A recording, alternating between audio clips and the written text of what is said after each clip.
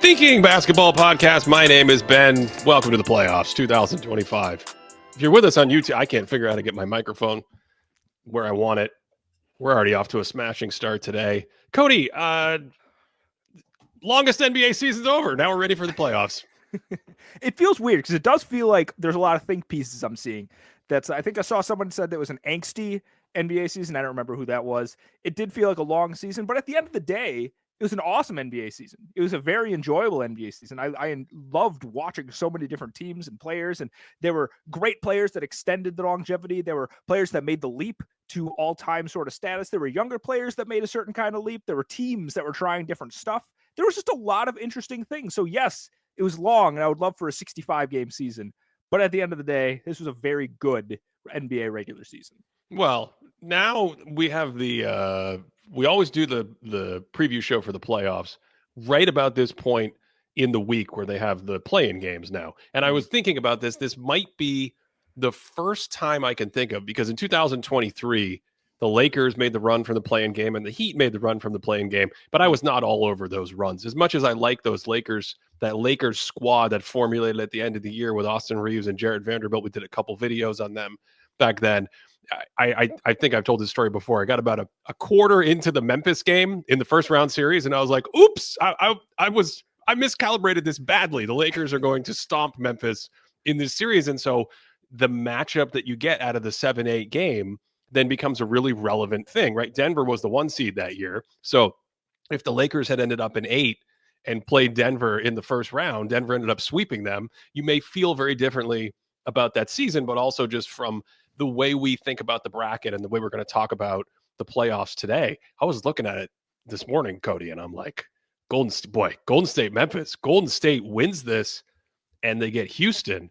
That is a very interesting matchup. And then they're on the same side of the bracket as the Lakers and why am I blanking on who the Lakers are playing right now? That Minnesota team. That's yes. I was like the team with the blue jerseys. Yes. So, in the West, I think this is one of the first times where, for me at this point, looking at the playoffs, I'm really like, oh, okay, the play-in game tonight, which is going to be long gone by the time most people listen to this, as the playoffs start Saturday, 4 days from now, kind of influences how I might think about half of the Western bracket.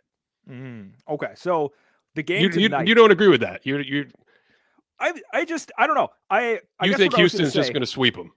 I don't know. I actually think Houston. I mean, I'm not alone in thinking this. Houston is such an enigma. Like I just don't know what to do with them. But every time I go back to it and I just watch them play and I think about it, I'm like, am I just being influenced by the way that they just have like 5 more wins than a lot of the other teams in the Western Conference? Like, is that swaying me too much? Or Ben, do I just is there some poetic part of me that wants this defensive team, this hard-nosed group of guys that isn't built like a traditional contender, to just go out there and smack some players in the mouth and move further into the playoffs? Like, do I just kind of want that? Do I want the 2004 Pistons run? Yeah. Like, sure. I want to see that. 2004 from you mean just in general or from Houston? Just from Houston, I'm saying. Like, seeing this upstart team. I'm not saying they're that good defensively or they're going to have that kind of a run. I'm just saying that there's something beautiful about the way the 2004 Pistons kind of shocked people. And it would be really cool to see that sort of thing repeated in an era when people are like, you need to have all of these great offensive weapons and whatever else. So I think that's just my thought on Houston. If I'm not mistaken, I mean, you mentioned their record and winning a couple more games. It sounds like you and I are in a really different place about Houston, because as good as their defense is and as painful as any series, like, they're just one of those teams, and there have been teams that have existed like this for decades in the NBA.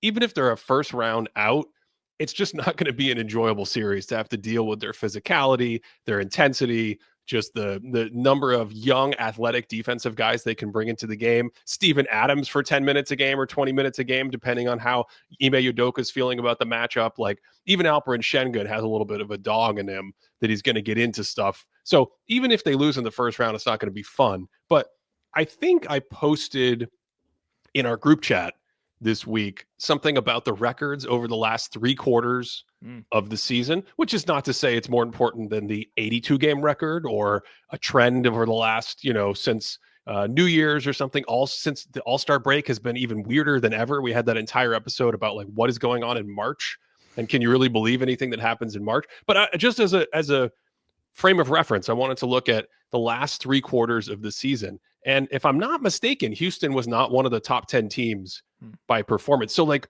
psychologically, when you look at them at the 2, or you think they have a much better record than these other teams, to me, I don't come from it. I don't come at it from that angle at all. So you're saying that you think that what we've seen across the entire season, besides this last section here, and the fact that their record is what it is, that we might be overrating them collectively a little I bit? think you are. I don't know how other people feel about that. But you don't know how I feel. So you don't think it would be like if the Warriors face the Rockets, let's say, like let's pretend that's what happens. That's what I'm saying. I think I might favor the Warriors. I'm not influenced by record or home court in that series. Okay.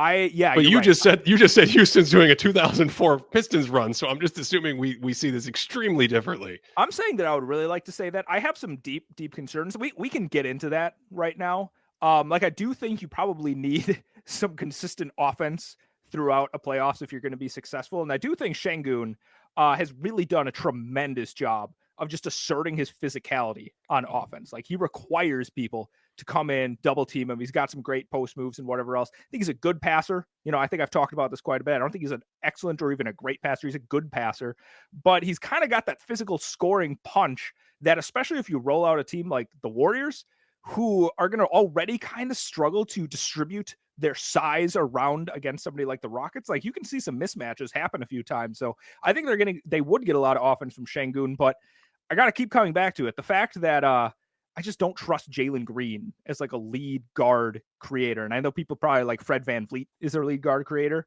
but the Jalen Green of it all, Ben, that's what really holds me back from just being like, yeah, Rockets are going to punch the Warriors in the mouth.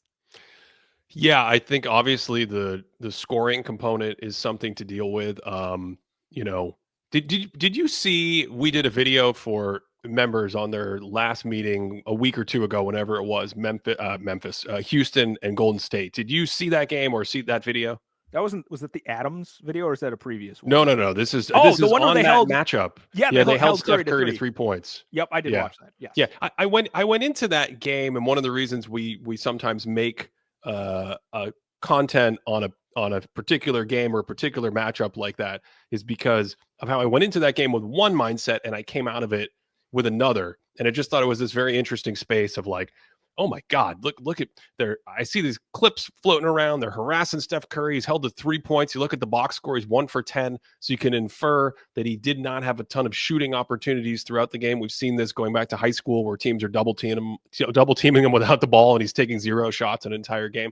And then you watch the game, and I actually came away thinking like, okay, the game before, if you go back to the game before the Rockets and the Warriors, the Warriors just diced them up. Now, the Rockets had a ton of injuries in that game, so they were playing much deeper bench players. But I think that's the essence of Golden State. If you are not perfectly buttoned up and you're not really, really aware and you're not really, really sharp with your communication and your preparation and your mental focus on all the screens and the different angles, is he going to slip? Is he going to set the screen? Is it going to be a trick play? What happens when Steph Curry is the screener? You lead to a lot of breakdowns for the defense. And what I thought in the Houston game is, for the 5th meeting by the way, that was the 5th meeting between the Warriors and the Rockets this year. For the 5th meeting of the season, Houston changed the coverage a little bit. They changed their approach because they're like, the vanilla stuff isn't really working for us. And I came away thinking, okay, maybe it's slightly better, right? I think if you look at it from a distance, you're like, oh, this is a great, like this is awesome. Houston held them down. They won the game in Golden State. They stopped, Jimmy Butler and the starting lineup had this great record, and they came in and they get a double-digit victory. But I came out looking at the shot quality and looking at all the shots that Curry created. And in fact, the Rockets had a number of breakdowns in that game. And it's just like, yeah, maybe it's a little better for them, but it still feels thin. That was my takeaway. And okay, let's actually start a little bit, because I think the premise here is that they're going to be at full strength. Do you think Jimmy would be ready to go, like even to get to this point, Ben? Because they have to beat the Grizzlies, and if Jimmy Butler is not fully healthy against the Grizzlies, and I know the Grizzlies have been struggling quite a bit, I don't know if we can even be speaking the Warriors into that 7th position, because if he's not like out there and doing his Jimmy thing, that thin Warriors team is all of a sudden a lot more thin without him. I mean, you're talking about just the playing game that's going to Mhm. happen later tonight. Yeah, Yes. man, I don't know. I don't know. I think it's the entire situation the Warriors were in at the end of the season, where they had a home game with a lead in the final few minutes to get what would have been the sixth spot, Mhm. right? They would have been in the sixth spot and guaranteed in the playoffs. And I think a pretty interesting matchup with the Lakers. They just played the Lakers down here in LA a couple weeks ago and beat them in a very interesting game, a sort of style makes the fight game. And remember, the Lakers don't have Anthony Davis. And when they met in 2023 in the playoffs, the tactic that they used to defend the Warriors and Steph Curry was this sort of top lock, sit on top of all the cuts from Steph Curry and funnel him into the middle with Anthony Davis there as a shot blocker. Stan Van Gundy once called this like the top and drop and top or something like that. They can't really play that tactic anymore because they're just a completely different team since the Luka Doncic trade. You heard about that? That happened this year. Luka Doncic was traded in the middle of the night for no reason. Wait, the Mavs aren't going for a second finals berth this year with him? Uh, yeah, I'm not worried about the Mavs playing game, but anyway, to go from that to then have the injury, where that's what I'm saying. If they lose tonight Mhm. in the first play-in game and they have their third crack at making the playoffs later in the week, even if they win that game to end up matched up with Oklahoma City, I think it's a drastically different Mhm. sort of Western Conference bracket. Oh, absolutely. I think then at the end of the day here, I'm not as convinced of the Warriors being a challenge to the Rockets then. I think, I'm just going to say it now. I think when the Warriors play the Rockets, I'm going to pick the Rockets to win that particular series. Wow. Yeah, I really am. There's like I said, the thinness of that team, especially on offense. And I know we're talking about three of just like the smartest players ever, like Draymond and Jimmy Butler alone, like their IQ together. There's like four different players like combined on the same team, and they're gonna figure some stuff out. But the way that you have to make somebody like Jimmy Butler work out there is you have to play somebody like Quentin Post like quite a few more minutes. And I don't love like what the Rockets would be able to do defensively if he's out there, because it's like, all right, we got guys that can recover, right? He's a great shooter, but we don't have to put a big out here. The Rockets can go really big. I think the Rockets can go small. They can throw a bunch of different coverages. It's like, oh, here's the Steven Adams minutes. Oh, here's the Jabari Smith minutes.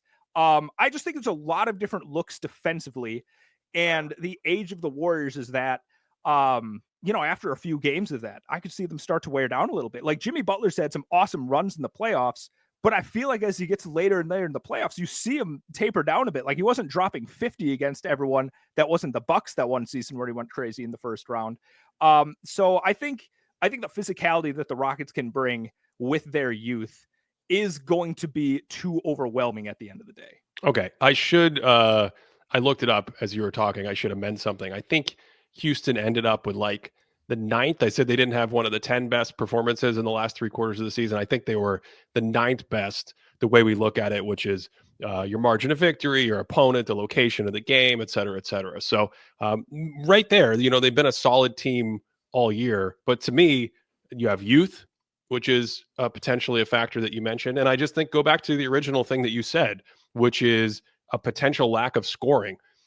Some teams, the defense is so good that you don't need your offense to be very good. Mm-hmm. Can you get enough from Van Vliet? Can you get enough from some of the Şengün possessions? And then even Jalen Green, who I think's had some pretty good games lately.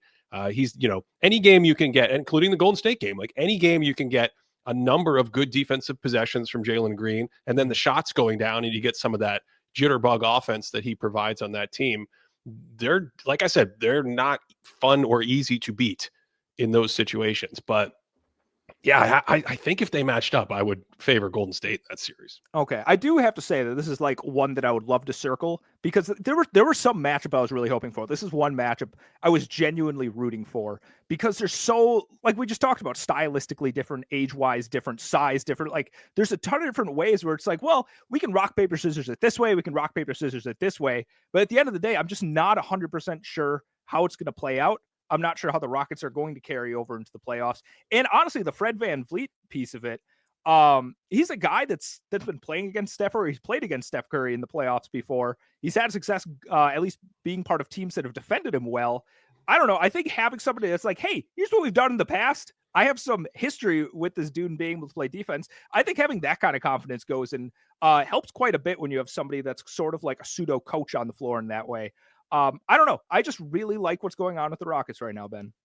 Wow. Okay. Mhm. So let's take a step back. Yeah. Instead of just zooming in on this series, if you look at these two teams on that side of the bracket, would the Lakers over there and that team that I'm definitely not going to forget, Minnesota, okay? Out of those four teams, do you look at it and think Houston could make the conference finals? And I don't like Golden State's prospect of making the even winning, I don't even like their prospects of beating Houston in the first round, but I definitely don't think they could make the conference finals. Or is everything a lot closer together and it depends on the matchup for you? So I think, okay, this is probably the fairest place to like say something like this. When I say like I would favor Houston over the Warriors here, I'm not talking like an 80-20, like put the money down on Houston right now. I'm talking like a pretty clear split. So if we split that 4 ways across these other teams, I don't know, Ben. Like if I were to say out of those 4 that Houston is like a 30% chance as having the best chance. I'm not even saying they have the best chance, but maybe one of those teams has a 30% chance of making the Western Conference. And I would say that they have the best chance of making it. Like, I think mathematically, that's the way I have to think. Like, I'm not confident in pointing to any of them and saying that, yeah, that team's going to make it to the Western Conference Finals. I think among those 4 teams, if any of them were in the 3rd round of the playoffs, I wouldn't be shocked at literally 0% of me that would be shocked. Okay. I think that's what I'm trying to figure out, because is it a thing where you're higher on Houston, you're lower on Golden State? It's just a specific series thing where you like what you've seen recently from the Rockets defense. That's different than saying like, yeah, I think when I look at those 4 teams, any of them could make the conference finals. Where I would agree with you on that side of the bracket, and maybe that's the most interesting side of all of the quadrants. If we have 4 quadrants of the playoff brackets, the West lower left, I don't know, I don't have a bracket up in front of me. that side of the bracket, right? Yeah. Where you have the Rockets, the Warriors, the Wolves, and the Lakers. I think I would agree with you that if we got to the conference finals, and I'll say, I mean, I guess I could say any of those teams, but I don't think I agree with you that the odds are as flat. I was going to say I could agree with you that each of those teams has some odds that would be decent based on the matchups, but I'm not sure how good I would feel about Houston in the second round against the winner of the Minnesota Lakers series. So yeah, I think we're already having a nice gentleman's disagreement. I don't want to fan cast that matchup yet. We can save it for down the line if we need to talk about it and see how they would match up a little bit more. So let me ask you then, if we were to stack those 4 teams up and I was going to say, hey, Ben, which one of them would you be least surprised to see in the Western Conference Finals? Who are you going to pick? The least surprised. The least surprised to see in the conference finals. I think the Lakers. Okay. Of those 4 would be the least surprising. Yes. I think I agree with you. I agree with you. Yeah. But I think some people, for good reason, are excited about the Lakers right now. I mean, thinking basketball, we're excited about the Lakers. We keep track of the games we watch, and I think we've watched every single Lakers game since the Luka Doncic trade. It's wild. So yes, there's excitement for good reason. You've got LeBron James, you've got Luka Doncic, you got Austin Reeves, evolving there. You have JJ Redick's coaching. You have like some semblance of the 2022 Mavs swirling in the background as role players. Like, what if Maxi Kleber comes back from his injury in the playoffs? We get like Dorian Finney-Smith, Maxi Kleber, 6 3-point games. So there's definitely a reason to be optimistic about them in a playoff setting with those guys on their side and their roster. I do want to say, though, I don't know if you want to jump to another series. I think that Lakers Wolves series is going to be really good. That's what I was going to say. You jumped in and you stole my thunder, because I was about to say, like, as excited as I am about that, and even though you asked me who I think would be the team most likely to advance, this is not an easy series for the Lakers either. Now, it is a particular matchup, and I've said this recently about Minnesota, where Minnesota's like trick or treat. They're like trick or treat basketball, right? So you're still stuck in your head about the time you saw them live in did they play the Bucks in the game that you saw? They played the B team. Yeah, the Dameless and Giannis. Yeah, and they lost, right? And they lost. That is and correct. I'm saying like that's vintage 2025 Minnesota Timberwolves basketball. Like, they will go lose to the Charlotte Hornets and then beat the Thunder. That's what they are. So I think in some sense it's a nice matchup for the Lakers because of the experience edge and the fact that those guys are so proven, and they have like three of them. I mean, Redick's a rookie coach, but I think Redick has thought this way, and he's been through a lot of playoff series. LeBron obviously has this pedigree. Luka Doncic has this pedigree. They have a group of leaders over there that has been through the wars of like, how do we systematically deconstruct your team? How do we come out and, start with your weakness and then make an adjustment from there and pick? You got the pointers. I have the ball. I'm going to point you come up here, you into the pick and roll. We're going to put you in this action. They have the ultimate guys for doing that, right? The ultimate quarterbacks. So to have that against a Minnesota team that I think has struggled with consistency and maturity in that sense, or focus in that sense, I think is a good matchup. Where it's a tough matchup is that what I said about the Thunder game, like Minnesota can come out and at any point in time, just the defense is there. Oh, what if Julius Randle is making good decisions and his playmaking and some of his, like, if we're going to trap Anthony Edwards, maybe he's a better outlet valve guy because as a playmaker and a passer, not an isolation scorer, as a playmaker and a passer, he gives them something that the other guys on the team don't. These are the little pieces of fabric in this series where I'm like, oh, okay, that's interesting. Let's see how this looks at about, halftime of game one. This isn't like real analysis, but when Julius Randle drives and shoots the ball, it looks like the ball is on fire. Like that's the way he like shoots it and his hand is immediately away and his body kind of like jerks around. Like he's, and I appreciate it for him. Like I kind of get where he's coming from because he's so just like charging into people and physical and locked in. He's just like, it's kind of like when Russell Westbrook used to do the hands away. Like he'd shoot his hands immediately down. It reminds me of that kind of thing, but Randle does it with his floaters. I think the Randle piece is extremely important because if we have the Randle regression, like I think it's going to be like the Lakers should probably take this series pretty easily at that point. But if Randle continues playing, at least in a way that's not a significant regression, I think the Timberwolves might have a slight edge at that point. One thing that I've been tracking a little bit, we talked about this like at the beginning of the season, to the 25 under 25 draft. And one thing that we talked about, we were concerned about, we're like, hey, Anthony Edwards was going out finishing at the rim. Like, I'm not sure why this is happening. He's one of the most explosive athletes. This is the guy that should be going there and hammering it on people. Well, if you look at his numbers, per 100, right, per 100 possessions, before the All-Star break, he was taking like 6 shots at the rim per 100 possessions. He was shooting like 59% at them, right? If you look just after the All-Star break, he's up to about 6.7, so just a little bit more shots per 100 at the rim, scoring 71% of them. So that is an enormous jump. He's kind of ended the season finishing at the basket in the same way that we sort of saw Anthony Edwards doing it at the end of last season. And with the way that the Lakers defense is constructed, I think, without having real rim protecting bigs, I just wonder how relentless Anthony Edwards is going to be getting to the rim. And if they can't stop him from getting there and he keeps that up, that is going to be an interesting X factor. But this is where the trick or treatness of Minnesota comes in, because the Lakers, you have to think, consistent with their defensive schemes, are going to shrink the floor. They're going to slide players into his gaps. They're going to bring the weak side help over into the paint as an extra body, and he's going to see 3 or 4 bodies every time. And what does that mean? It means Anthony Edwards has to, 1, make skip passes and make the right decision and make good skip passes to the other side of the court. And 2, when the ball hits those Minnesota players, whether it's Naz Reid or Dante DiVincenzo or Nickeil Alexander-Walker, they have to make good decisions. I left Mike Conley out because Mike Conley almost always makes good decisions. But I think that's going to be not only make good decisions, but make those shots. And sometimes with Minnesota, I feel like we've talked about this. I feel like they're an inelastic shooting team. Like they can be wide open and you're just like, yeah, I'm not that worried about those guys. They're going to shoot 32% in this game. We're going to be okay.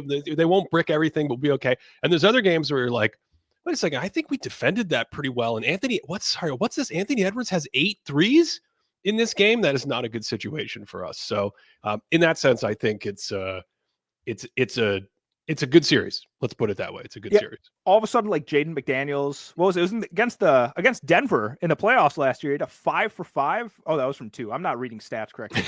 6 for 9. He had a 6 for 9. He had a 6 for 9 3-point shooting game against the Nuggets in the playoffs last year. And you're not always going to get that from Jaden McDaniels. And when you do get that, that's going to increase your chances quite significantly.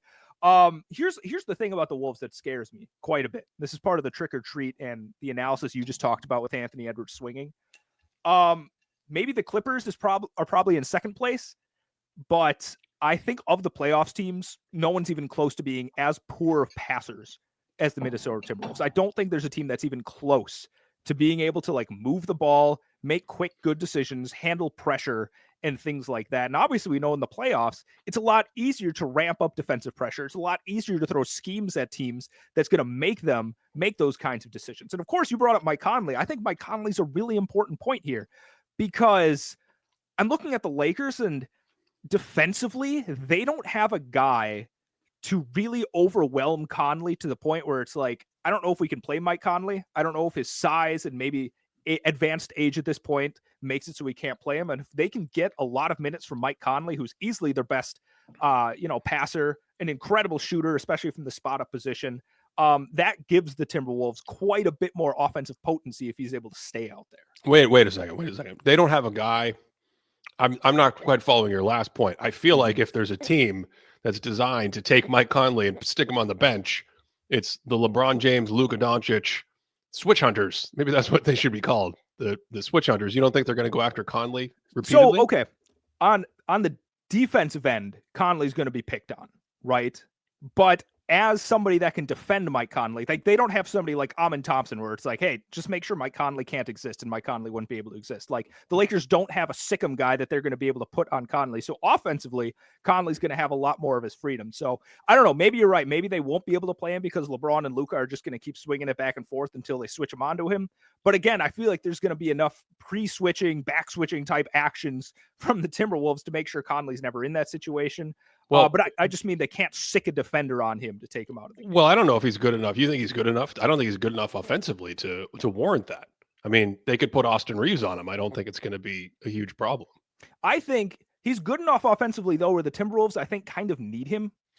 He acts like a ballast, I think. Yes, yeah. Someone from the audience asking, like, who is the Wolves' best passer? Probably still Mike Conley, I guess. Is it even, don't you think? Is it even close? Like, truly, is it even close? Well, yes, because his age takes away some of his ability to do the things that he did when he was younger.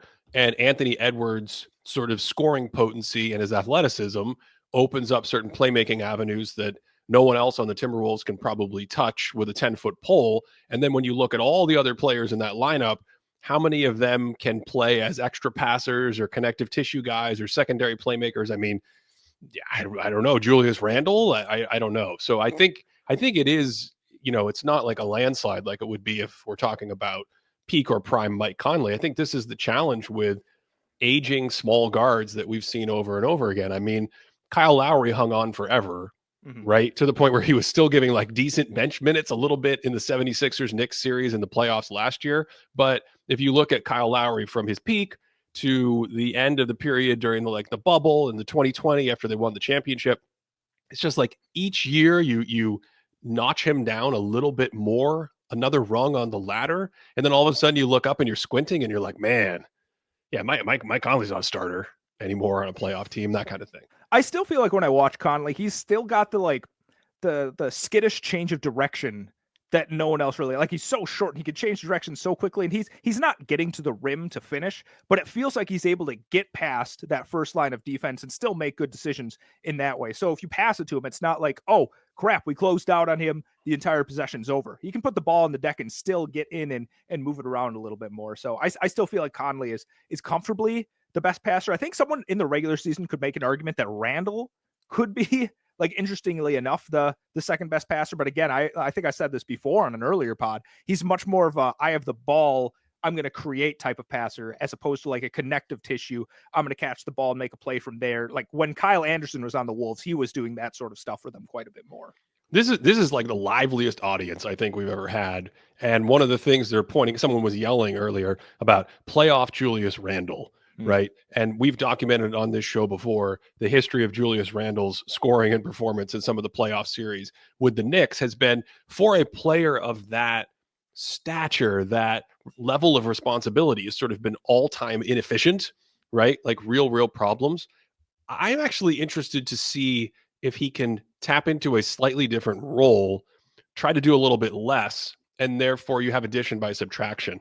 Because I think that secondary playmaking and some of what he can do with the ball and then as a playmaker could be big for them, especially if, Edwards is flooded and things like that, where you have multiple bodies in front of Edwards at all times. So for me, I'm not automatically expecting the same kind of performance from Randall. I think it's going to be an interesting series for him. Let me ask about one more guy. We haven't said Gobert next. What do you think about Rudy Gobert and what his role will be in this series? Well, I mean, my first thought for him was when you said the Wolves can pre-switch and protect Mike Conley.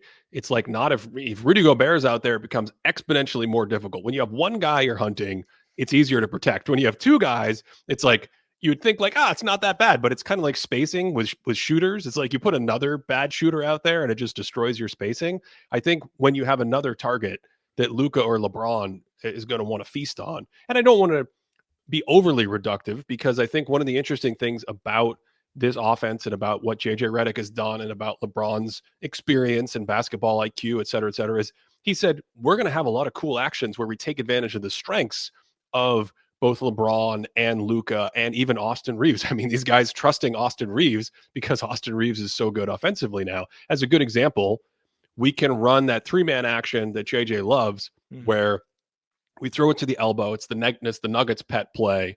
And we set a back screen at the free throw line for another player, and then he can come off and get the handoff. The Kings used to do this for Peja Stojakovic all the time.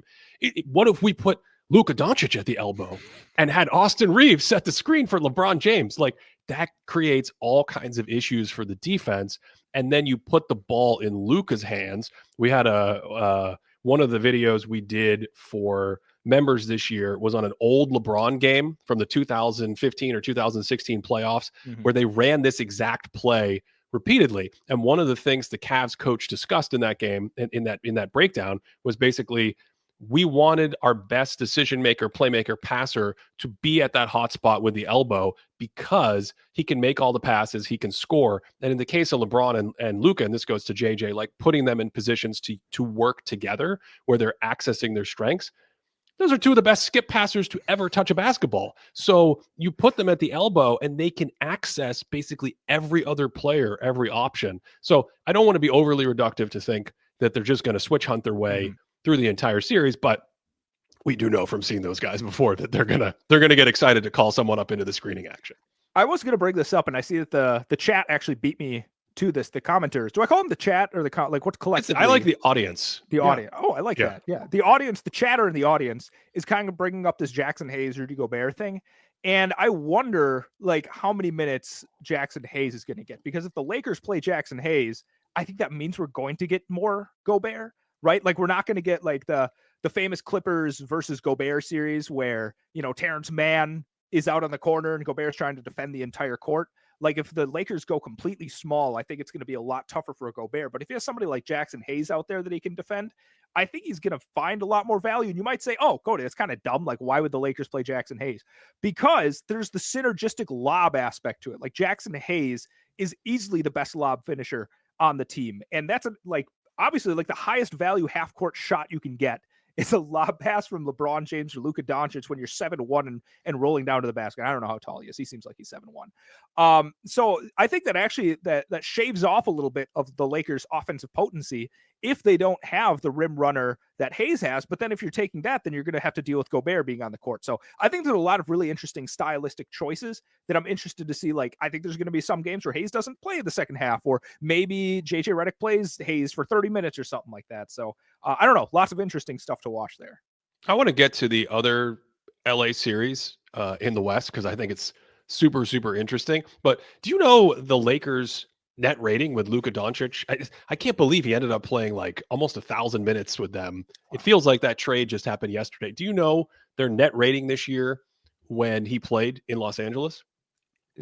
Not controlling for anything else, just when Luka Doncic. Yeah, just when he's on the court. His net rating, I'm gonna guess I'm gonna say like plus 6.5. That's a very good guess. It is just under plus 8. Okay. Yeah, just under plus 8. I also, to your point about Jackson Hayes, they are plus 9 with Luka and Jackson Hayes together. But it's about a 120 offensive rating. When Jackson Hayes goes off the court, it is a 122 offensive rating. Small sample and all that stuff, but I think sometimes with them, if you can unlock all the 3-point shooting, that he just serves it up on a little platter. He's like an ATM for 3-point shooters. I think you get some of that as a trade-off. The Clippers series. Yeah, this is I don't know. I'm going to let you go. This is a tough one. This is a monster series. Obviously, how do you not tell what I'm doing? It actually looks like I'm being like one of the Disney Channel stars. I thought you were painting. I mean, this could be like a painting in itself. Wait, what are you doing with your hand right now? I'm trying to circle it. So I'm drawing a giant red circle around this because I think out of every playoff series, this is number one for me. Like, this is appointment viewing, and I'll probably watch like every minute of it over everything else because oh, I don't know, Ben. Like, I don't even know where to start with this one. I mean, I do, but I don't want to go down that rabbit hole yet. Where would you want to start talking about this series? Remind me who the Clippers are playing. I've already forgotten. They're playing the Nuggets, Ben. That's the team. I can't remember. The post-coach firing Nuggets. I think the place that I would start, but Jokic can just coach the team. I think the place that I would start is Ty Lue has a history of, I mean, you mentioned the Rudy Gobert thing. Really good game plans in the playoffs to just come into a series, and then he has a good history of adjustments in a series. So I want to see like first 6 minutes of game one. My little typing fingers will be going a mile a minute trying to figure out, okay, what is your approach to defending a Nikola Jokic offense in the postseason? ... How does Jamal Murray look? Those are the two first things. Sorry, I think those are the absolute first two things that come into my mind when I think about this series. Let me help you out. If you're trying to look up some piece of information about these two teams playing or when they matched up or something like that, don't even try. It doesn't exist. This is Kawhi Leonard. This is the Clippers. These teams have never played. We have no information about this. You don't even know what Kawhi Leonard is going to look like. Like, you think you're going to get a good, Kawhi Leonard looked great the other day. You think you're going to get that, but you still don't know what that means. Let's talk about Kawhi for a second. Let's do it. I had to dig into these archives for a second because, first of all, here's the key with Kawhi Leonard. When he is on the court this season, they have a plus 12.5. That's cute. Rating. It's cute. Plus 12.5 net rating. Yeah. There's 42 games. How many minutes is that? 1,100. Yeah, that's like the same sample size as Luka Doncic as a Laker, just for perspective. Number one. Also, go ahead. Keep going. I was just going to say, I mean, some of those games were against not so savory opponents, and I think they have a 54-point win against a walkover team. So I'm just saying, I reject a little bit some of these. Now, I know I've heard it. I know I've heard the experts and the data crunchers talking about, like, if you look at the Lakers lineup with Kawhi Leonard, they're the best team in the league. I just want to put that caveat out there. I don't particularly think it's an apples to apples comparison. Okay, I'm just building. Yes, go ahead. Yes, you're building. Right. Sorry, I'll get out of the way. I'm gonna have some salad. When he does not play in the game, and James Harden does play in the game, that's 42 games this season, right? They have a +1 net rating. Okay, so somewhere in there, we can assume that they're probably not a +1 team. They're probably not a +12.5 type of team, right? So they're somewhere in there, right? Not really sure where it lands.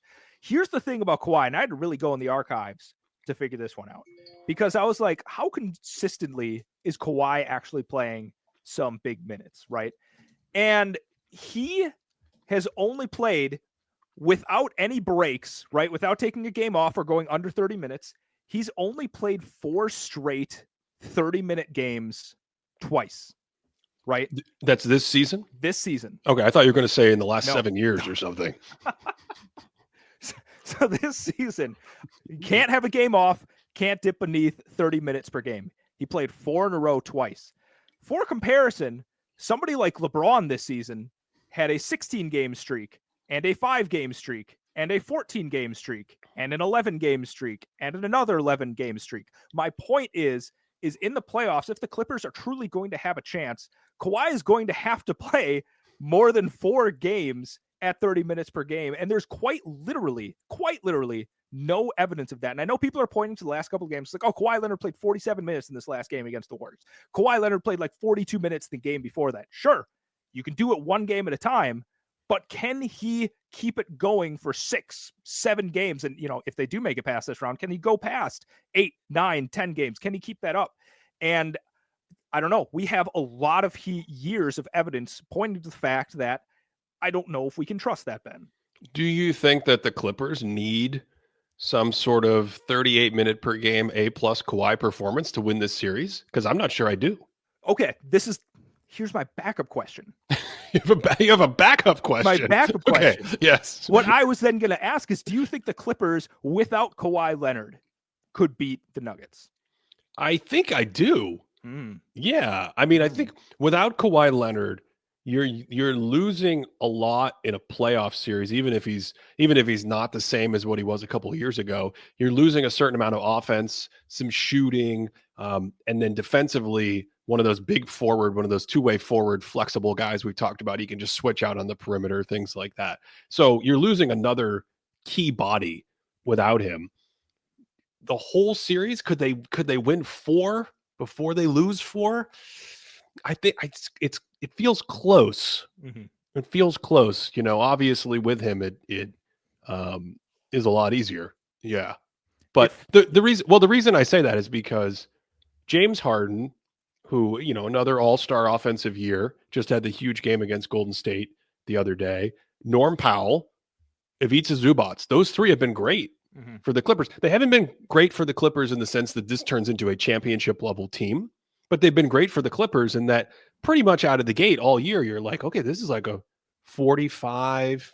Could they win 50 games? Like, this is a very competitive team with their defense, with Zubac's rim protection, with Chris Dunn. Earlier in the year, they had Terrence Mann, Amir Coffey, guys like that. I'm sure I'm forgetting someone, but they're a solid team. Mm-hmm. So would they be a favorite in my head against the Nuggets without him? Of course not. But is it better than some sort of miracle long shot? I think so. Yeah. The other thing too, though, and I don't think the Nuggets have the defensive pressure to really cause this sort of thing, but we were talking about passing for the Timberwolves.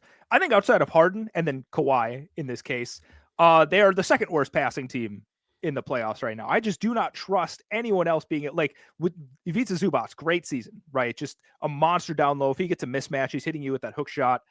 Fantastic defensive player. I really don't trust him creating. I know he's had some high assist games, but when I watch him, I'm not like, oh yeah, that's a delay hub right there. Like, that's an offense in the making. I just never think that when I see that. And I guess, Ben Simmons, adds a little bit of that passing dynamism, but how many minutes are we going to get of Ben Simmons? Wait, we had the great, the play that I was like, that is Ben Simmons actualized. He grabbed the offensive rebound, saw Derrick Jones Jr. cutting, hits him. Derrick Jones Jr. throws it down in this last game against the Warriors. And I'm like, that right there is what I want to see from Ben Simmons. Just hunt down the ball and pass it to people that are cutting to the basket. But I just don't fundamentally think he's going to be getting a ton of minutes out there. I just don't know. I guess what I'm saying is I just don't trust the Clippers offense if Harden just doesn't have the ball every second of the game. And I should say Powell too. Yeah, one of the things I was going to say earlier when you asked me about Kawhi with Kawhi or without Kawhi is I'm not sure how much that influences Harden, right? I don't get the sense that if Kawhi plays a 6-game series and plays really well, that you look at Harden's box score and you go A-, A-, B+, A-, A. You're like, man, he just checked the boxes all 6 games. They didn't know what to do with him. Harden, for the last couple of years, since he's gotten older, since his physical makeup has changed in his body, right? He's not the same condition that he was 6, 7, 8 years ago. What you see in the playoffs is this very up and down, crazy game 1, 2, game 2 and game 3 is 4 for 19.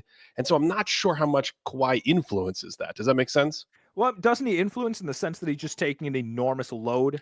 Yes. Yes, in theory, but if it's exactly what I'm saying, I don't get the sense that if Kawhi has a huge series, we look at Harden and say he also had a huge series, but the assists were up and the scoring was down and the efficiency was up. That's what you'd want in theory, right? Yeah, you'd want the efficiency to go way up. And I don't know. I just feel like it's an independent thing, or at least it has been for the last few years in the playoffs. I think that's 100% True, but I do think Kawhi just lets you have a second release valve. Like if Harden's out there with the way the Clippers are running, and let's say Powell's not on the court for some reason, like you just blitz Harden all day. You just set not even blitz, you just send doubles all the time. Get the ball out of his hands, make someone else win. Like sure, Chris Dunn started off like 3 for 3 from 3 against the Warriors, but you really can't count on that if you're the Clippers. Ben Simmons is out there. He's not going to shoot. I keep saying Ben Simmons like he's going to play like 37 minutes a game. You're sold. Ben Simmons and the 2004 Pistons Rockets. You're really coming out swinging today.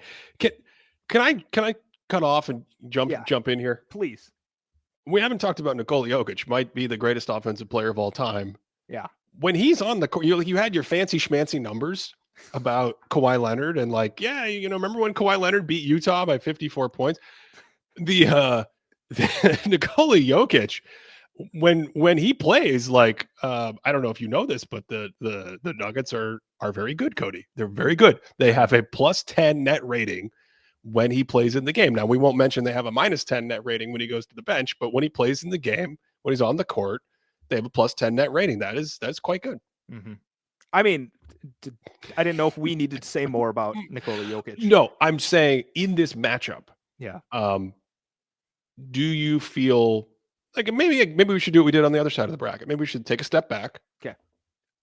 Do you feel very good about Denver in a multi-round playoff setting, or are you concerned that they're just not as potent as they used to be? Where's your mind at on this? I don't know what to do after the firing turmoil, Ben. I just don't. I think that's kind of like a black box looking into it, because I mean it's not a shock. It's not great analysis to say that their defense hasn't been great this year. It's been pretty poor on a lot of levels. Jamal Murray's obviously a huge X factor, and then all of a sudden, like it's Adelman though, right? It's Adelman's son. Isn't he the acting coach at the moment? Yes, that's David Adelman. Yes. Yeah. I mean, maybe I should just have more confidence in the Adelman name. Adelman's son. If you're new to this podcast, a couple years ago, I guess it was last year, we started the season and we're talking about the Pacers. And could you not remember Nembhard's first name? Is that what happened? Is that why I called him? I think so. So Cody called him Rookie Nembhard. And I feel like we now need to add Adelman's son to the Hall of Fame. If you ever hear us call him Andrew Nembhard, Rookie Nembhard, that's his nickname around these parts. So, yeah, if he has a little bit of his dad's pedigree, if the young Adelman can lead them, I don't know. Maybe I should have more trust in that. I think when I look at the brackets, when you look at it that way and we zoom out a little bit, maybe I feel more confident that somebody on the other side of the West bracket will be in the conference finals. Maybe that's how I feel. In which side? Oh, sorry. That was a silly comment. Scratch that. When we post this for the people, we can cut it off. We're gonna edit that out. Yeah. Gladly, no one was live to listen to it. But yeah, I mean, this is one of those where if either the Nuggets or the Clippers again made it further, I wouldn't be shocked. Yeah. Well, they would have to play the Thunder probably in the next round. So, you can kind of do that matchup thing where you say, like, do I like how Denver matches up with the Thunder? Do I like how the Clippers match up with the Thunder? The Clippers, I think, are a more interesting matchup for me with the Thunder. You talked about the passing with the Clippers. I think that's a really interesting meta point to think about. At a certain year in time, I don't remember what year that was because they're all blurring together, honestly. I wrote something for like Nylon Calculus or my old website, I can't remember, about passing. We looked at passer ratings across all championship level teams. And we basically could almost never find a championship team that had a collective passer rating below a certain mark. Meaning the hallmark of these championship level teams is they have some ability to move the ball. They have some ability to make extra passes once they've created advantages. And even with the defensive first teams like the Pistons in 2004 or the Celtics in 2008, even when they don't have great offenses, there's still a little bit of an element of like, we want some fluidity in the ball movement. We want to be able to have, Rip Hamilton's not a great passer, but he can come off the curl and he can make his decision quickly and move the ball. Who's the best passer on that team? Chauncey Billups. But then, Tayshaun Prince, maybe he's in a situation where he can make a nice extra pass. Rasheed Wallace is a pretty good passer even Ben Wallace is a solid passer for a big man. So you look at that collectively and you say, like, what is happening in a basketball sense that when you get in a playoff series, having players who can make these quick decisions or make, even if they're not highlight passers, they're not the greatest passers in the world, just having a number of them out there to grease the gears, how does that help? And I think highlighting teams that don't have that is a really interesting thought experiment because they probably need to be great in other areas to overcome it, unless they just have a matchup that can't take advantage of it. And I think you've highlighted the Clippers here. Mm-hmm. You've highlighted the Rockets, right? Timberwolves. Sorry, Yeah. the Timberwolves. How do you feel about the Rockets in this category? I mean, they're not like the shining beacon of good passers, but I think they're a step above the Clippers and the Wolves. I buy that. Any other teams in the West before I ask you if there's an Eastern team that fits this bill? Because I do think it's an interesting thing to think about. Yeah. But I think what the Clippers have that the Timberwolves don't have, and this is, I think, where the Kawhi part of it comes in, is when you have Kawhi out there, you can run an offense that really doesn't require passes, right? Like you can just run an offense where it's like, let's get this guy to just kind of dribble into his spot. Maybe he'll come off this little action where it's like, oh, am I going to get a cross screen? Am I going to get a pin down? I'm going to come up and hit my little 17-footer, or I'm just going to like isolate. I'm stronger than everyone I'm going to face again. So I'm just going to back you down and hit my little, like, he's got his hands are so big that he can just do like these weird hooks from all over the place. So it's like, all right, we don't need other people to really pass the ball. We just need Harden to do his like ISO Harden thing, and Kawhi can do his ISO scoring thing. So that's what they have over the Wolves offensively that makes me trust them a little bit more playoff wise. Do you think they're going to be able to use that quote unquote isolation heavy offense against Jokic and the Nuggets specifically? Do you think that's a matchup that you look at it and say, okay, Harden's going to bring him into the pick and roll, and I kind of like what happens afterwards for the Clippers, and I don't really like, I don't feel good about what's happening behind the play for the Nuggets? Well, I think interestingly, the Nuggets might actually be more equipped because of guys like Aaron Gordon, or even like the big body of Michael Porter Jr. to defend somebody like Kawhi. Like MPJ isn't like blowing my mind when it comes to defense, but he's huge, right? And it's tougher to get a shot over him when you're somebody like Kawhi, who's not, whose game isn't predicated on blowing by you and getting to the basket. But Harden offense, right? If you're just constantly putting guys like Jamal Murray into a pick and roll and forcing Jokic to play up the level and then causing everyone else to rotate around, like maybe that offense is a bit more effective. But as we saw, I don't know if it was last season when you had the video about the nexting defense that the Nuggets had. I think it was 2 years ago. Was that 2 years ago? Yeah, it was 2023. Good Lord. I don't even know how that's possible. But if the Nuggets are able to tap into that and recover back to their guys quickly enough, like I just don't think the other guys in the Clippers are quick enough passers, like we were saying, to really beat that sort of a defense. So I guess that's my way of saying maybe the Clippers are somewhat equipped to do some damage against the Nuggets. Would you like to talk about Oklahoma City, or would you like to talk about the handful of interesting teams in the East? We have 7 minutes left. Yep, you're right. Okay, can I just ask one question about OKC? So that's a no. You don't want to talk about OKC.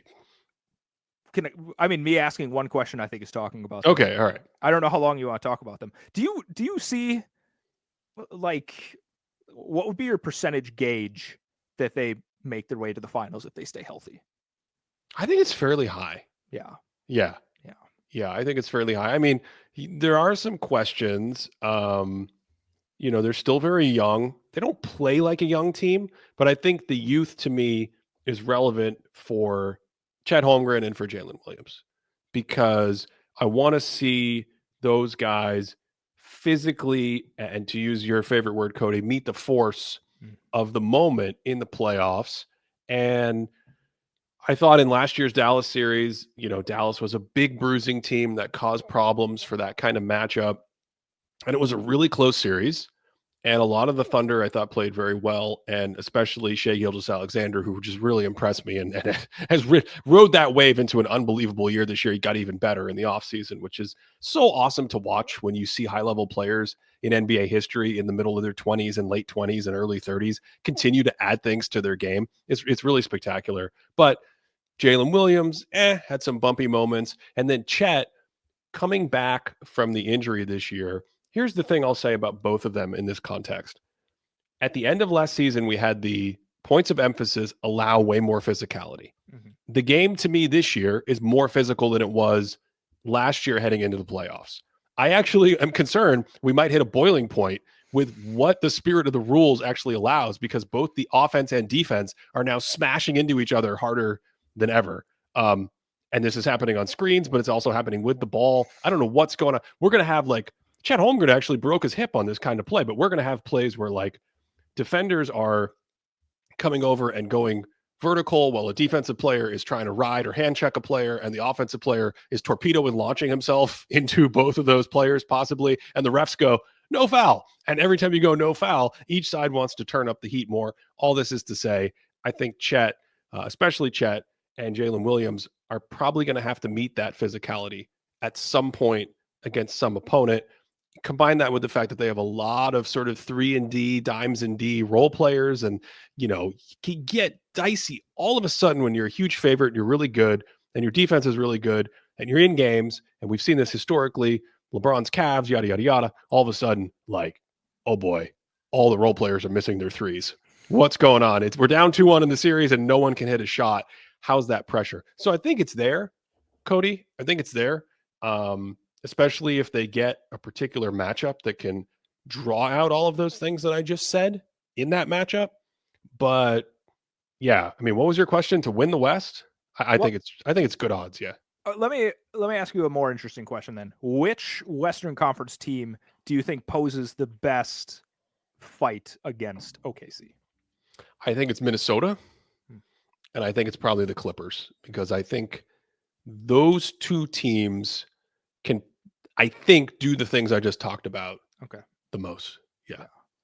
I think that's why I'm really fascinated by the Clippers in general. I think I'm probably a little bit lower on the Timberwolves. I think I like the Clippers' chances a little bit more just in general. We know you're low on the Timberwolves. You text me at night, you're like, I can't even believe they let the Timberwolves into the playoffs. This team is ridiculous. Listen, any Minnesota people, I'm here for the Timberwolves. I do think they actually have a nice little runway. It's just I have a lot more questions about them than other teams. I just want to point out, I mentioned that stat that I pulled earlier about the last 3 quarters of the season. The top, we'll do 7. We'll do 7. The top 7 teams in the last 3 quarters of the season by win pace. Oklahoma City was number 1. They went 51-9. Mm-hmm.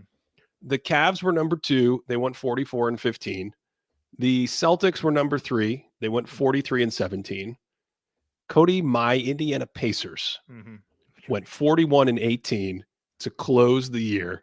They were the 4th best team in the league by that metric to close the year. We're going to talk about them in a second. The Minnesota Timberwolves were 5th. They finished the year 38-23, just ahead, right there with the Clippers and the Nuggets. So just to be fair, it's Minnesota deserves to be in the playoffs. Yeah. Oh, they totally do. I hope people don't take that seriously. I think the Timberwolves are frisky and fun, and I like what's happened in the second half. And I think Anthony Edwards looks better than at the beginning of this. Don't deny the text messages you've sent me. Oh my goodness. This is let's talk about the Eastern Conference. You talked about the Pacers. Let's go to that series. Let's do it. Let's talk about it right now. Did you know that since Damian Lillard went down, Giannis is averaging 33.5 points per 75, 66% true shooting, over 9 assists per 75. Their offense is ridiculous. It's ridiculous. They have like 129 offensive ratings. I love how this is your therapy. You just start spouting Bucks stats. This is amazing. Yeah. Tell me more about how they beat the Wizards. Tell me more. Weirdly, did you see they went on like a 24-0 run against the Wolves? The Minnesota Timberwolves. Yes. They ran a 2-3 zone, and the Wolves were like, the Wolves did not take that seriously. The Wolves did not take that game seriously. They didn't even know it was on the calendar. You know who did take it seriously? Giannis, because he is out for blood. This is his 3rd straight 30-10 season, which I think I saw the stat that the only people to ever do that were like Kareem and Wilt. So, that's pretty okay company. He's going to finish with his 7th straight top 5 MVP finish. He's just a monster out there.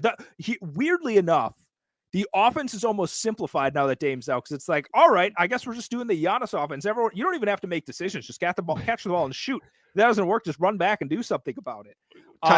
Time out. Are you saying you're picking the Bucks over the Pacers? Oh no. It's okay. All right. Oh no. I thought I was setting you up to talk about the Pacers, and I don't know if you know this, but you read a number of Milwaukee Bucks statistics about the great Giannis Antetokounmpo.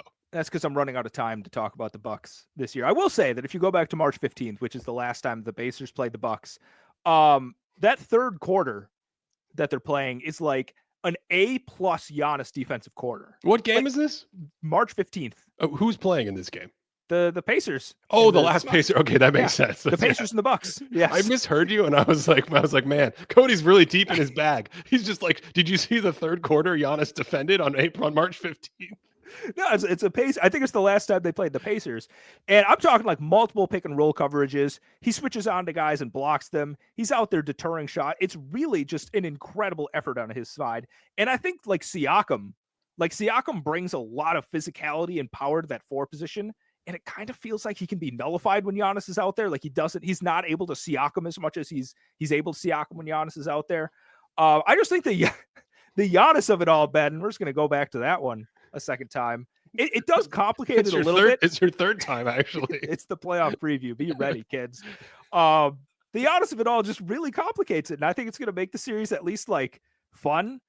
But at the end of the day, I can't like in good conscience say that the Bucks are going to beat the Pacers. Yeah.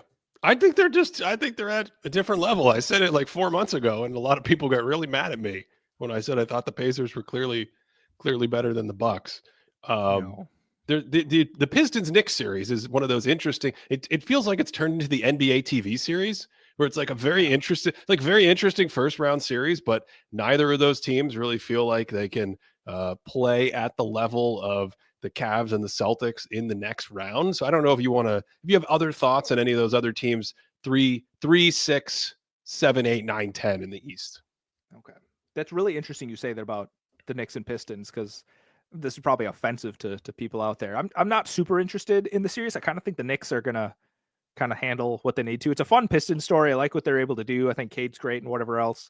But I think something that would really punish the Knicks would be somebody who's great at getting to the basket, finishing at the rim, taking advantage of the fact that I know which Mitchell Robinson's back, but it's not like the Knicks are setting the world on fire at the rim protection. But as we've talked about before, Cade's not like the rim finishing god he is. He's great at getting to his step back. He's a much improved scorer. I think we're going to see some great Cade games. I think somebody like a Sar Thompson's going to go out there and just be like, oh my God, like Jalen Brunson. Like, sorry I ever met this guy. But I just think the firepower that the Knicks have is going to be a little too much. Interesting. I feel do you disagree?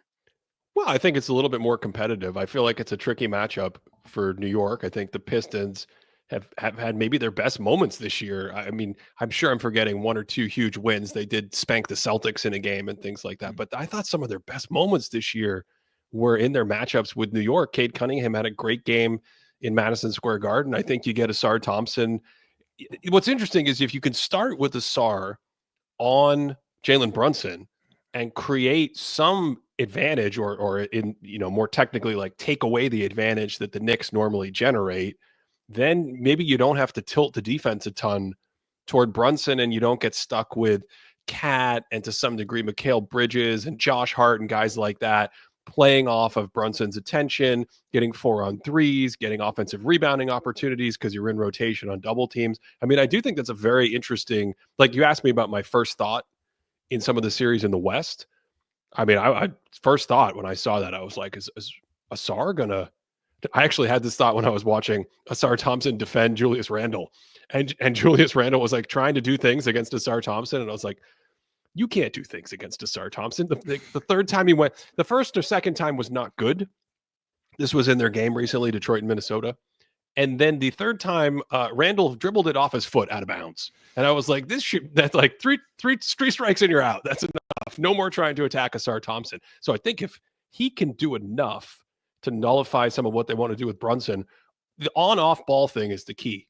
The Knicks have always kind of felt like if you put a hawkish defender like a Dyson Daniels, you want to be a screen navigator, whatever it is, on Brunson, we're going to start our actions with him off ball. And he's a really good shooter when he's open, but he can also play and flow in those same handoffs and pick and roll plays off ball. Well, if Asar can stay connected to him in those situations, that to me could be an interesting thing to make this a competitive series. And I do expect the Pistons, I mean, I feel like they're going to get a couple games. I think it's going to be more competitive. At least I'm viewing it as more competitive than I think you're thinking about it. But I mean, sometimes you just got the Cody magic touch on this. You're just like, Cat's going to average 35 a game, and they're going to romp him. Well, what I was going to say is what's different this year versus last year is it doesn't have to be like 100% the Brunson show. Like he doesn't have to foot that entire load. And we talked about Karl Anthony Towns in terms of like he's an awesome offensive player, not necessarily as a creator for everyone else. Like he's an excellent release valve. Like you kick it to him, he's able to make like one quick decision. It's like put the ball on the deck,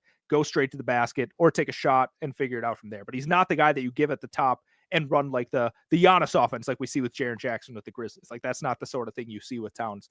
But I think that's enough of a release valve where Brunson is smart enough and wily enough that he can use that and use Towns' spacing and passing ability to try and, move around and hopefully get I forgot his last name, Thompson. Wow, the memory is really killing me there. Really get Thompson off him because I just don't think there's other defenders that Brunson's going to be too concerned about if he does go into his isolation bag.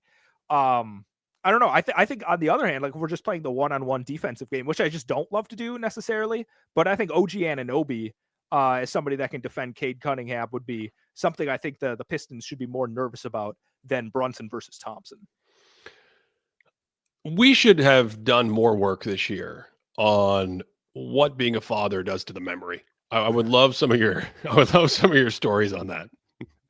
I mean, honestly, I've probably forgotten half of the stories. It's just, I think like you tell me something like 4 days ago and I come back and I try and say it and it just leaves my mind. I try and recall a song. It's gone. I try and recall something I did or ate for breakfast 5 days ago. It's gone. It's just not there, Ben. Like that's ultimately what's going on with the memory. No one wants to hear about that. No. I think they do. I think we're now in the second hour. We can talk about anything we want. This is what everyone wants to hear about. Do you want to make any statements about the larger picture in the East, the Celtics and the Cavs, the fact that there are probably 2 of the 3 championship primary contenders exist in this conference? Do you want to talk about that? Or do you want to be like a sissy and punt and wait and talk about it later? As in, like, I would declare who I think is going to win. I know I don't think we have to go that far, but I mean, you can say, are there certain matchups that jump out? Are there things you're thinking about? Are you laser focused on Celtics Cavs and you think that's a guarantee, a fait accompli, as someone might say? I think the Celtics have a cleaner path to the conference finals. I agree with you. That Pacers team's frisky, Ben. I agree with you. Yes. That's all I was asking. I was just curious if you wanted to just, if you had a thought like that. I've had a thought. Yeah. I've had a thought like that. Yeah. Someone in the audience is saying Celtics and Cavs should be their own podcast. If they do meet in the Thunderdome death match, it will probably be multiple podcasts. I have a feeling what we would talk about that if that happens. You called me, you potentially called me a sissy. So I was talking about both of us. I need to come out and I'm going to declare who I think is going to win the 2025 championship. I'm going to stamp this right now. I'm going to get this at the 107 whatever mark. And Ben, I think the Boston Celtics are repeating this year. To support this show, check out patreon.com/thinkingbasketball. That's where we've got extra stuff like videos and things like that. We can also get that on YouTube. I don't remember how to do this. Patreon.com/thinkingbasketball. Cody has just broken my brain. He's come out, slammed the table. He thinks the Celtics are going back to back. I think I would make the Celtics the favorite in the East. I'm with you on that. Okay. I don't know if I would make them the favorite over a potential team in the West, but that's getting down the road. So you're saying that you really believe in the Kawhi run? Like that's what you're trying to say? No, I don't believe in the Kawhi run. Yeah, but they're on the same side of the bracket as the Thunder. So that would be that is there. Something could be there. That would be a really fun. I mean, at the end of the day, I would love for Kawhi to be fully healthy and be able to do his thing. I just want everyone to be healthy and have lived their best life and have a great playoffs. I remember last year, I thought we were set up and I'm like, oh, this is going to be a really good playoffs. And then Giannis went down. Did he get injured? Yeah, his calf. Did he have a calf injury? Is that what happened last year? Giannis last year? Yeah. Did I make this up? No, Giannis had something last year. Yeah. So he missed. And then Joel Embiid wasn't healthy, and then all of a sudden, like all of that was kind of scrapped. And overall, the playoffs weren't quite as exciting as we were hoping. But I'm looking at the bracket, and I'm like, there's no way this doesn't live up to the billing. Like Sure. Do I think the Western first round is a lot more interesting than the Eastern Conference first round? Yeah, I am pretty clear that I like the West side of things better. But once you get to the second rounds on either side, I think you got some powerhouse matchups coming up. Oh yeah, the second round matchups could be on both sides of the bracket. Could just be ridiculous monsters. You could have 3 mega series, I think, going on at the same time. But I think in the West as well, we spent most of the show unintentionally, it just organically happened on those sort of 3 matchups in the West. That's why I started by saying, like, I think it's the first time we've done this where in one conference, the team in the 7 slot actually kind of makes a difference. One thing we didn't talk about is Memphis. If Memphis can come in and steal this game, and most people, the game will be over by the time they listen to it. So if Memphis is in that 7 spot, then I kind of do like Houston. All the things we talked about earlier with Houston, I think that wins out against Memphis. I mean, even when Memphis was clicking this year, it didn't matter. Houston was like, no matter what, it's going to be a close game. Like every single one of those games was super, super competitive, super, super close. So I feel like if that's the matchup and Memphis can steal this game in San Francisco, then Houston can win that series. You go to the next round, and all the stuff about Houston applies all over again to whoever they get to beat up on in the second round.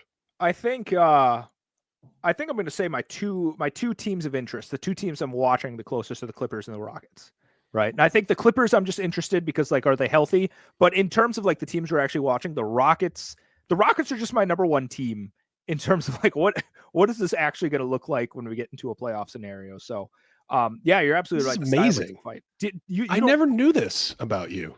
I've been feeling them lately. You haven't said a thing all year about this. I'm biding my time, Ben. You've been waiting to unleash the takes. I just knew that they were going to be a big player in the playoffs. I didn't want to use all my takes early on, Ben. Well, apparently, yeah. The Clippers, I knew you're getting Clippers curious. Yeah. Yeah. I knew you're getting Clippers curious. They're fun. They're interesting. That's a great matchup. That is such a great matchup.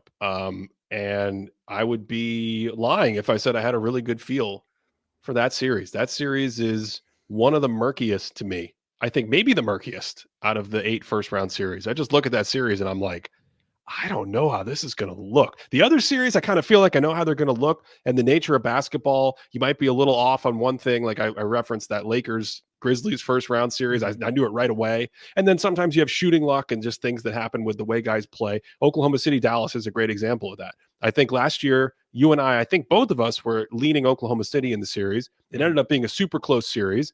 And at the end of the series, if you're like, did the series look like you thought it would look like? I'd be like, yeah, pretty much. Yeah. This Clippers Nuggets series, I don't know, man. I don't know if you want to rank all of them, because at the end it might turn a little bit mean, but who cares? Sometimes you can be just a tiny bit mean-spirited. Rank what? How would you rank the series in terms of your interest? Oh, my interest? Yeah. Boy, that's a fun game. I thought I'd wait till an hour and 15 minutes into asking. Yeah. Well, we're 10 minutes over. We're going to get out of here, and you're asking. We should have just done the whole podcast like this. We should have drafted. We should have picked the most interesting series and see who wins. I think for me, the most interesting series might be that series. Yep. Yeah. 100%. Yeah. I think my second pick would be the Lakers and the Wolves.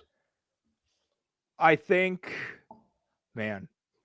For you, it's the Rockets. I was going to say, if the Warriors are in that 7th seed, it's Rockets Warriors. That's number 2 for me. Yeah. And then Lakers, Wolves. Honestly, after that, Pacers Bucks. Like I just want to see if Giannis is going to average like 45 and 20. Did he have 20 assists? Like some of the stat lines he's putting up lately. Who had 20 assists? Giannis. He had a 20 What is going game. on right he had now? A 20 assist game. Did you, Ben? Yes, he did have a 20 assist game against the Philadelphia 76ers. Stop. Why are we acknowledging this absurd end of the season basketball? Oh my God. Avril Lavigne writes music for people like me to look at Giannis box scores and just like scream, sing, cry in the mirror at night. Wait a second. That's the vibe the Bucks give me.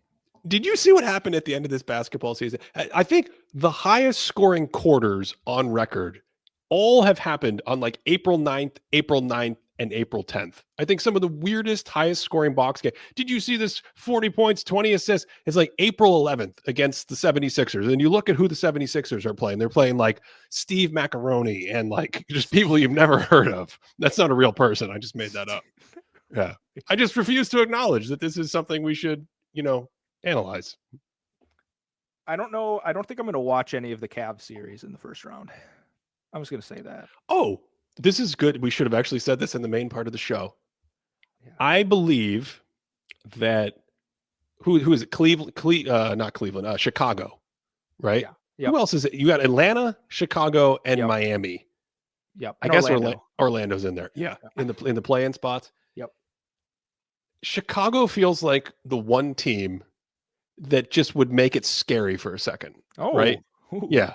Just like weird, like win game 1 by like 14 points.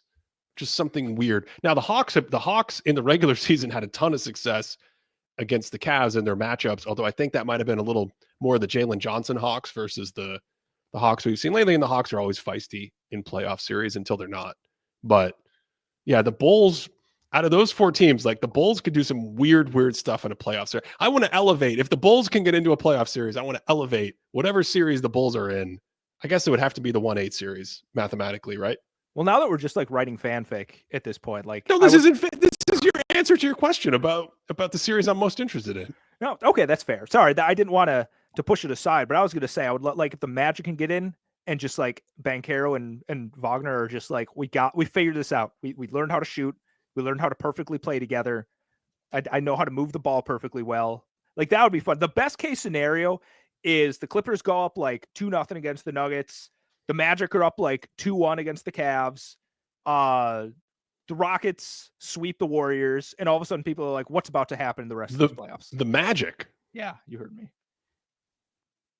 Doesn't Corey Joseph play for the Magic? I can't believe that. It's incredible. I actually didn't even realize. I haven't watched the Magic in a while. They've been making me a little sad. We have to end the show, Cody. Okay. Thanks everybody for listening. Hopefully you enjoy the first round of the playoffs. We'll be back next week. I don't know what I'm saying. The first weekend of the playoffs. And of course, hope you're having a great day.